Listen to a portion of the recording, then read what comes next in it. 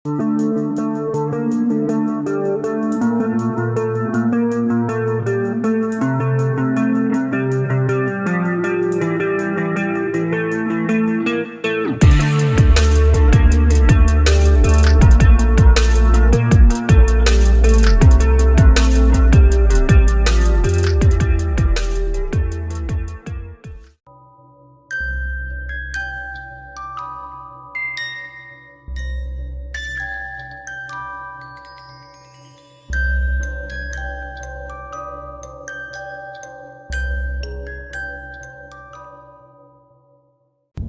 ini nggak sempat ngerekam gitu loh.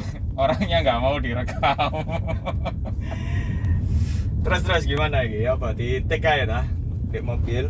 Ya sebenarnya sih kita ya pinginnya sih nyamperin beliaunya sih, tapi orangnya keberatan kayaknya.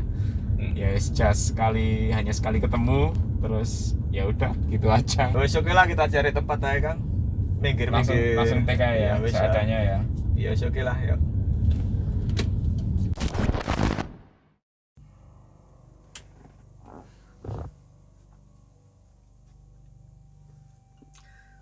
Halo sobat pemburu kisah, kita jumpa lagi di Mystery Zone. Nah, kalau mungkin ada yang sedikit beda hari ini, nah memang sedikit beda ya Kang Surya. Iya Pak Cek.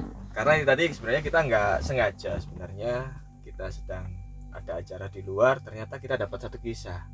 Ya dadak ya.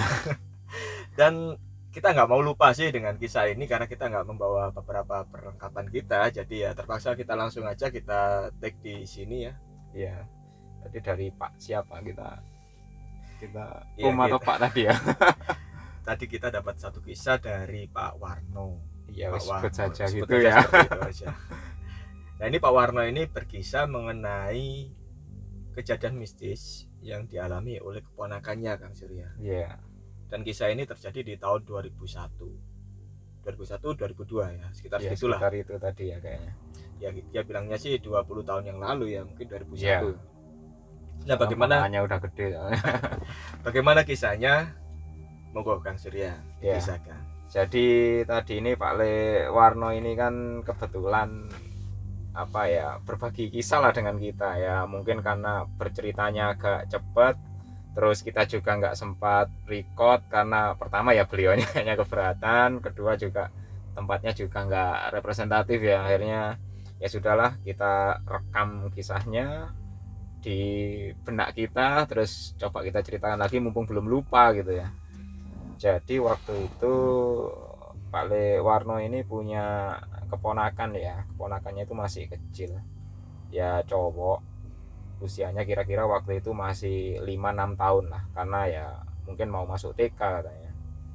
Nah waktu itu di tempatnya itu kan juga pinggiran desa, terus di sana itu banyak kayak tempat-tempat yang nggak terjamah lah, baik itu kebun warga yang memang nggak terawat, termasuk juga beberapa tempat seperti rumpun bambu itu Pak Jack katanya tadi ya.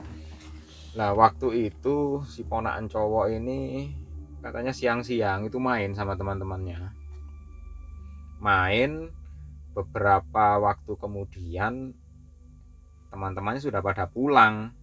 Lah si ponakannya ini kok nggak pulang-pulang gitu, dikiranya mungkin masih asik bermain dengan teman yang lain.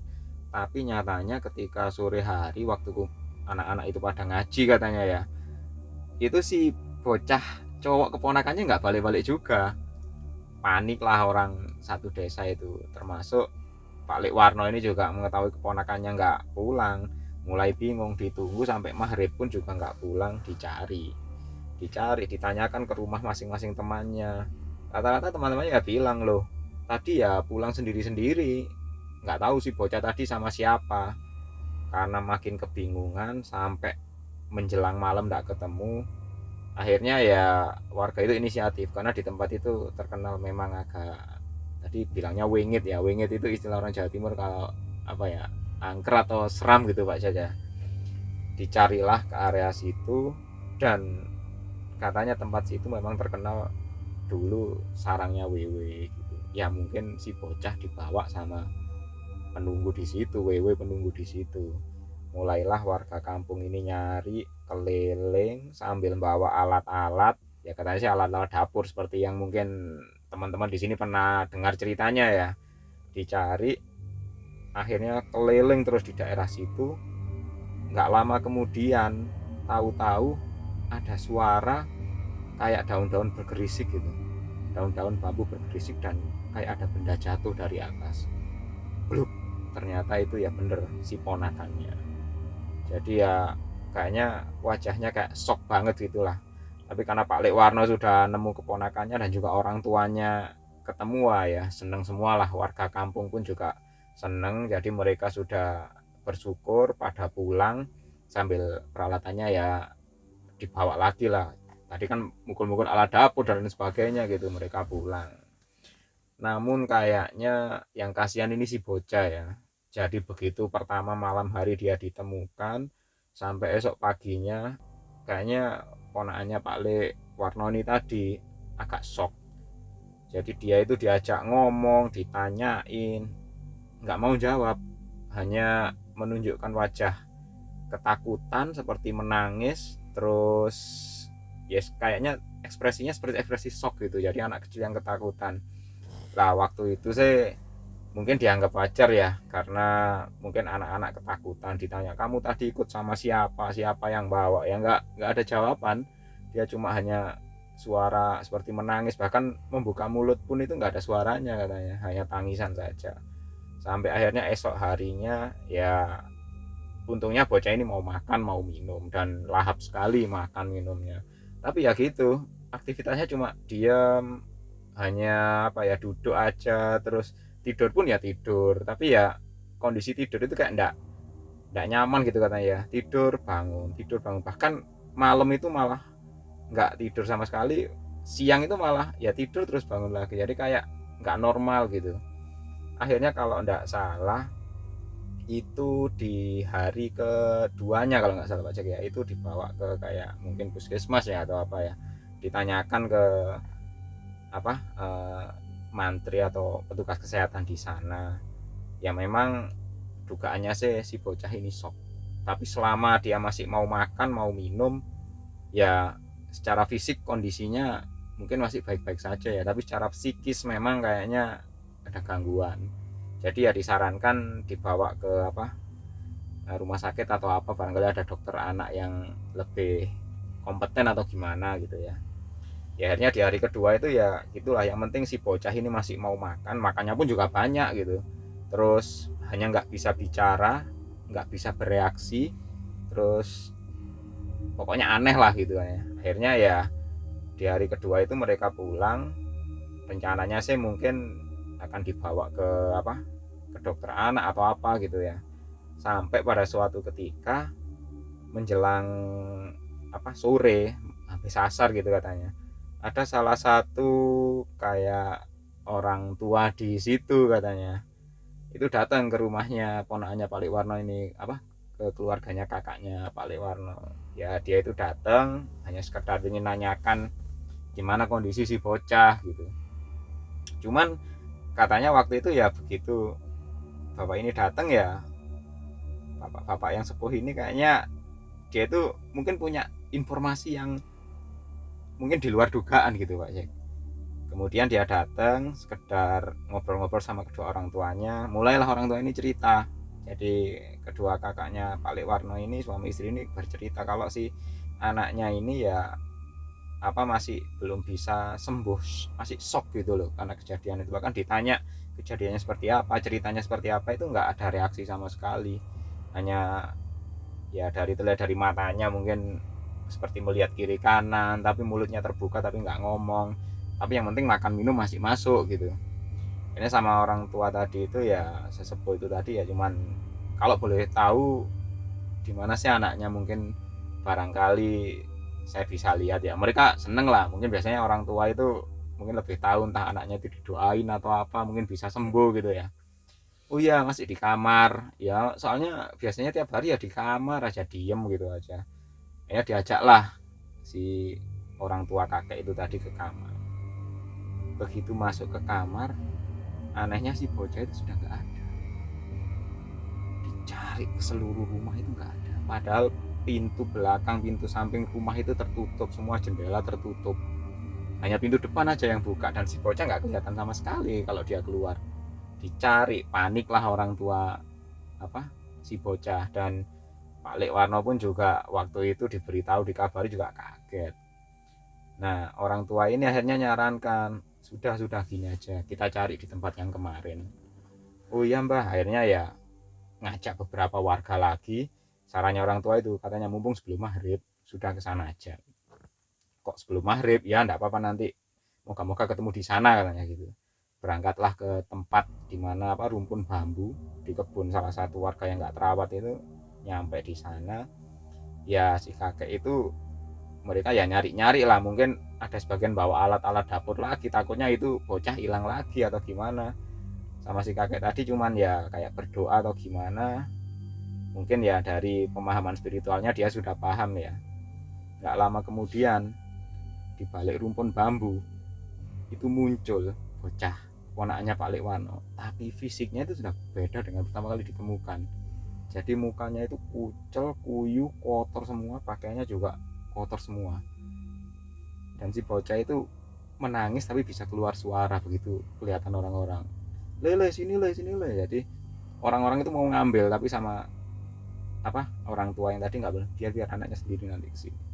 Dan beneran si bocah itu merangkak, baru setelah itu digendong sama orang tuanya dan bisa menangis.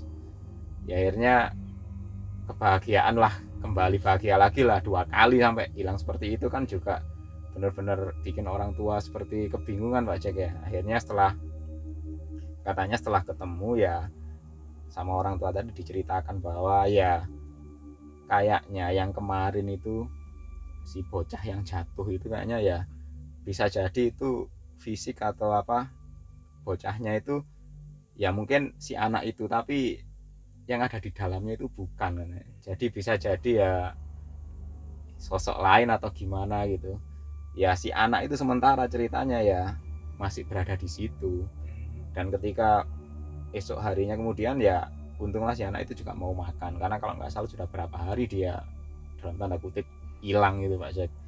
Kayaknya setelah ditanya dia memang bercerita bahwa diajak seperti perempuan yang awalnya itu wajahnya mirip ibunya atau gitu, tapi setelah diajak pulang kok tiba-tiba berubah, jadi orang itu, perempuan tadi itu wajahnya kayak menakutkan lah gitu, dan sosoknya sudah nggak seperti manusia. Tapi di sana dia nggak bisa ngapa-ngapain, ya hanya tinggal di tempat itu, mau keluar juga nggak tahu jalannya di mana, kayak dikurung di dalam rumah yang bentuknya aneh gitu. Jadi ya kayaknya sih bener-bener diisengin kayaknya ya orang tuanya. Kasihan juga kalau gitu. Ya, jadi tadi menurut Pak Lekwarno sendiri, selama ditemukan yang pertama yang pertama itu si bocah ini cenderung lain itu karakternya lain. Iya. Ya nggak tahu juga, ternyata yang kembali yang di awal ini bukan bocahnya Jadi sendiri, bukan bocahnya gitu sendiri. Jadi cuman fisiknya, tetapi isinya bukan. Ya mungkin hanya mau makan gitu aja Pak. Mungkin bayangan cuma makan aja kan, tapi ngobrol juga nggak bisa. Dan untungnya ada tadi sesepuh yang bisa menolong ya mungkin si bocah tadi. Mungkin sudah paham ya, karena mungkin ini sepertinya anak ini ada kelainan, makanya disamperin rumahnya. Ternyata ya si bocah sudah hilang tanpa tahu lewat mana hilangnya dia. Jadi mungkin kayak ini Kang Surya, yang seperti kata orang-orang itu Kang, Kenapa? gak jangkep si An. Artinya gak jangkep itu masih belum seutuhnya kembali. Belum seutuhnya gitu. Ya kalau orang Jawa Timur gak jangkep, gak utuh gitu ya. Masih belum jangkep lah. Ya, seperti kalau kita tidur terus kita bangun mendadak kan, katanya orang-orang itu cenderung jangkep atau nyawanya masih setengah. Dan itu tadi kisah dari Pak Lekwarno atau Mas Warno ya, yang secara mendadak tadi kita mendapatkan kisahnya. Dan barangkali mungkin sobat pemburu kisah mempunyai kisah-kisah yang menarik, bisa dikirimkan ke kami. Email dan link Instagram ada di deskripsi. Dan terima kasih juga sudah menyimak kisah hari ini. Kisah yang dadakan banget, kisah yang mendadak. Dan jangan lupa untuk like, komen di bawah ya. Dan jangan lupa ikuti terus kisah-kisah kami selanjutnya. Oke, assalamualaikum warahmatullahi wabarakatuh. Bye bye.